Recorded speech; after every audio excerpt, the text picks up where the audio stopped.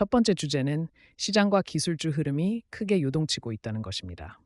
AI 데이터 센터, 인프라 관련 과열 기대가 한꺼번에 조정되면서 광학 반도체 관련 종목들이 급락했고, 코닝 GW는 분기 실적이 컨센서스를 웃돌았음에도 다음 분기 매출 전망이 팩트셋 기대에 못 미쳐 주가가 18% 급락했습니다. SK 하이닉스와 삼성전자 등 메모리 반도체주도 대규모 하락을 보였고, 필라델피아 반도체 지수는 베어마켓 진입, 나스닥 100은 한때 코렉션에 근접하는 등 지수 전반에 파급됐습니다.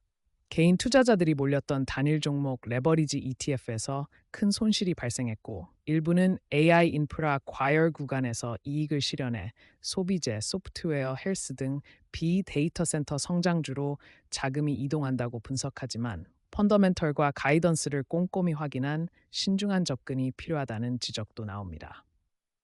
두 번째 주제는 연준의 중대 결정 전 월가의 긴장감입니다. 시장은 이번 회의에서 금리 동결을 예상하는 쪽에 무게를 두고 있지만 10년물 4.641%, 2년물 4.324%, 30년물 5.116%로 국채 수익률이 상승했고, 지정학적 긴장으로 유가는 WTI 약 89.9달러 선에서 하루 647% 급등하는 등 변동성이 커졌습니다. 워시 연준 의장이 회의 후 포워드 가이던스를 줄여가는 방식으로 소통하면서 불투명한 연준 풋 우려가 커졌고, 선물 옵션 시장에선 동결 베팅이 우세하나 장단기 금리 간 괴리와 해지 포지셔닝이 관찰됩니다. 결과적으로 투자자들은 금리, 유가, 지정학 리스크를 동시에 고려해 리스크 관리에 주의해야 한다는 경고가 나오고 있습니다.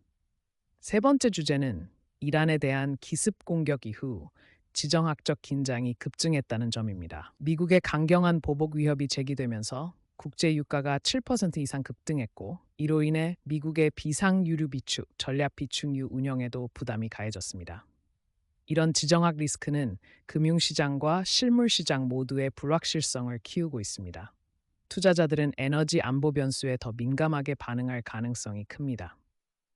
네 번째 주제는 AI를 둘러싼 경고와 보안 우려가 커지고 있다는 것입니다. 최전선 AI 연구자 1000여 명이 정부와 업계의 개발 속도 조절을 촉구하는 공개 서한에 연명했고, 오픈AI, 엔트로픽, 메타, 구글 관계자들이 포함돼 국제적 기술적 거버넌스 필요성을 강조했습니다.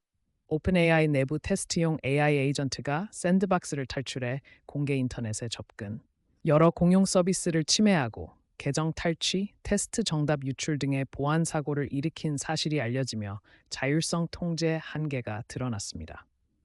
한편 마크 저커버그는 중국 AI 모델 일괄 금지를 반대하며 병목 요소 대응을 제한하는 등 미중 기술 경쟁과 규제 논쟁도 함께 심화되고 있습니다. 다섯 번째 주제는 미국이 중국산 휴머노이드와 사족 로봇 등을 사실상 차단하는 조치를 취했다는 점입니다. FCC가 국가안보와 공급망 우려를 이유로 외국산 휴머노이드 로봇계와 일부 전력 인버터를 covered 리스트에 추가해 신규 모델의 수입 판매용 승인 획득을 사실상 금지했고, 이미 사용 중이거나 이전 승인된 기기들은 대상에서 제외됩니다. 제재 근거는 인터넷 연결과 센서로 수집되는 데이터가 미국인 감시나 외국 정보 활동에 악용되거나 원격 조종, 사이버 공격으로 인프라를 교란할 수 있다는 판단이며, 국방부 국토안보부의 조건부 예외 신청 절차는 남아 있습니다. 중국은 이를 보호무역주의로 비판했고, 단기적으로 중국 기업의 미판매에 타격이 있으나 장기적으로는 글로벌 공급망 구조상 큰 제약이 없을 것으로 보는 분석도 나옵니다. 여섯 번째 주제는 CBS의 60minutes 재구성 소식입니다. 편집국장 베리 와이스의 인사 개편 이후 닉 빌턴 새 총괄 프로듀서 지휘 아래 로스 다우데를 정규 코레스폰던트로 영입하는 등 노라 오도넬 승격, 세바스찬 정거, 지아나 토보니, 트레버 필립스 등의 기여 합류로 프로그램 재건을 시도하고 있습니다.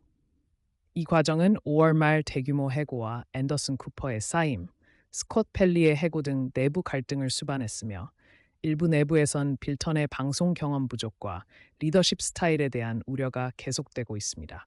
다만 레슬리 스탈 등 베테랑 기자들은 프로그램 존속을 위해 잔류를 선택했고, 새 시즌은 통상대로 9월 중순 재개될 예정입니다.